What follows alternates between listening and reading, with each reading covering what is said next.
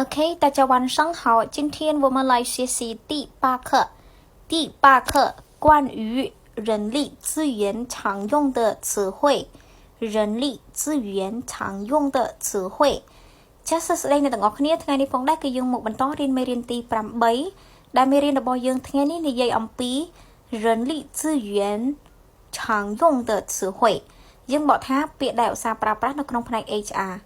人力资源នឹងសំដៅទៅលើផ្នែកធនធានមនុស្សនឹងឯងណាអញ្ចឹងเราសួរសំហៅកាត់ថាផ្នែក HR ឬក៏ផ្នែក HR អីគេហ្នឹងហើយឆាងយើងឧស្សាហ៍ប្រើ词汇ពាក្យអញ្ចឹងយើងបកថាពាក្យដែលឧស្សាហ៍ប្រើប្រាស់នៅក្នុងផ្នែកធនធានមនុស្សឬក៏ផ្នែក HR នឹងឯង好，那现在我们来看看今天的生词吧。ឥឡូវយើងមកមើលពាក្យថ្មីទាំងអស់គ្នាណាគ្នាយើងអូខេអញ្ចឹងសម្រាប់ពាក្យរបស់យើងនេះមានរៀងច្រើនដែរប៉ុន្តែវាមិនទៅច្រើនអីណាស់ណាទេគ្នាយើងដោយសារតែពាក្យមួយវារៀងខ្លីអញ្ចឹងគ្នាយើងអាចកត់បានដោយមានភាពងាយស្រួលណាតោះឥឡូវពាក្យទី1ខោឈិនខោឈិនខោឈិននេះការចូលរួមឬក៏យើងបកថាវត្តមានណា attendant ខោឈិនការចូលរួមឬក៏វត្តមានខោឈិនជីលុខោឈិនជីលុជីលុហ្នឹងយើងបកថាការកត់ចំណាំប៉ុន្តែនៃកន្លែងនេះយើងបកថា list ណាខោឈិនជីលុបានន័យថា attendant list យើងបកថាបញ្ជីវត្តមានខោឈិនជីលុខោឈិនជីលុបញ្ជីវត្តមាន工作时间工作时间工作时间នេះម៉ោងធ្វើការតាខាយើងបកថា scan ដៃគ្នាយើងមិនថា scan មេដៃឬកឹងអល់ដៃទេគឺបកថាចិនគេនិយាយថាតាខា scan ដៃ下班ចេញពីធ្វើការឬក៏ចេញពីការងារនឹងឯងណាគ្នាយើង迟到យឺតអូខេមួយច្បាស់ណាគ្នាយើង请假សុំច្បាប់ហើយបើសិនជាយើងចង់សុំច្បាប់មួយថ្ងៃយើងអាចនិយាយថា我请一天假ប៉ុន្តែកូនសិស្សភីច្រើនឬក៏អ្នកនៅកន្លែងការងារភីច្រើនគាត់និយាយថា我请假一天អាហ្នឹងយើងក៏គេអាចស្ដាប់បានដែរមេយើងស្ដាប់បានក៏គេអត់មានចាត់ទុកតែខុសដែរប៉ុន្តែបើយើងគិតតាមក្បួន grammar អ្នកសិក្សាភាសាចិនគេដាក់ថា我请一天假ណាអូខេខ្ញុំសុំច្បាប់មួយថ្ងៃអញ្ចឹងទៅតោះឥឡូវបន្តមកទៀតពាក្យទី8ពីងចានេះយើងបកថាច្បាប់ឈើពាក្យទី9នានចានេះការឈប់សម្រាកប្រចាំឆ្នាំណាគ្នាយើងអូខេអ្នកដែលធ្វើការនៅរោងចក្រគាត់ប្រកាសជាដឹងហើយតោះបន្តមកទៀតពាក្យទី10休息日យើងបកថាថ្ងៃសម្រាប់រឹហ្នឹងមកពីពាក្យរឹឈីថ្ងៃគ្នាយើង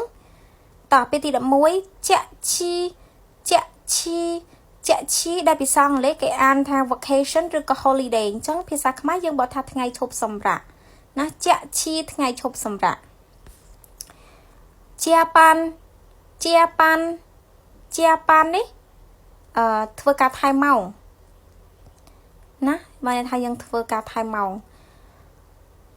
តោះពាក្យទី13ប៉ាន់សឺនេះបើភាសាអង់គ្លេសគេប្រើពាក្យ shift វាសំដៅទៅលើការផ្លាស់ប្ដូរវេនគេហៅថាវេនថ្ងៃគេអានបាយប៉ាន់វេនយប់គេអានជាប៉ាន់នេះពាក្យដែលអាសឺដាក់ខាងក្រោមនេះអេតពីខាងក្រោមនេះតោះទី14បាយប៉ាន់វេនថ្ងៃយេប៉ាន់នេះវេនយប់អូខេតោះទី16休息时间ពេលសម្រាប់ណាដូចអាពេលម៉ោងថ្ងៃត្រង់គេញ៉ាំបាយញ៉ាំអីហ្នឹងគេប្រើពាក្យ休息时间ណាពេលសម្រាប់请假申请នេះយើងបកថាស្នើសុំច្បាប់ពីចុងក្រោយនេះឃ្លាចុងក្រោយមិនមែនពាក្យទេ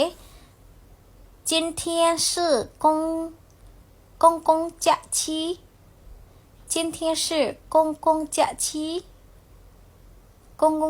សំដៅទៅលើថ្ងៃឈប់សម្រាកគ្នាយើងថ្ងៃឈប់សម្រាកទូទាំងប្រទេសរបស់យើងនឹងឯងអញ្ចឹងគេថា今天是公共假ចាក់ឈីថ្ងៃនេះគឺជាថ្ងៃឈប់សម្រាកសាធារណៈឬក៏យើងអាចនិយាយថាកងស៊ីវឬណាថ្ងៃឈប់សម្រាកទូទាំងប្រទេសរបស់យើងគ្នាយើងអូខេ本来老师想加一个短的对话但是呢发现我们今天的生词有点多所以老师不想加的老师ចង់បានន័យថាដើម្បី老师ចង់បន្ថែមការសន្ទនាខ្លីមួយឲ្យគ្នាយើងប៉ុន្តែដោយសារឃើញថាពាក្យយើងថ្មីនេះវារៀងមានច្រើនដែរអញ្ចឹងអត់ចង់ថែមគ្នាយើងទេអញ្ចឹងសម្រាប់ថ្ងៃនេះគ្នាយើងអាចរៀនពាក្យបានណាគ្នាយើងអូខេអញ្ចឹងសម្រាប់ការអាន老师សូមអានឲ្យគ្នាយើងម្ដងទៀតទេបើសិនជាគ្នាយើងតាមអត់ទាន់គ្នាយើងអាច back video ដើម្បីមើលម្ដងទៀតណាហើយបើសិនជាអត់ច្បាស់អាចសួរ老师ផ្ទាល់ឬក៏យើងអាច search Google ដើម្បីស្ដាប់សំឡេងបន្ថែមអូខេ好那现在老师先讲到这里吧大家晚安明天见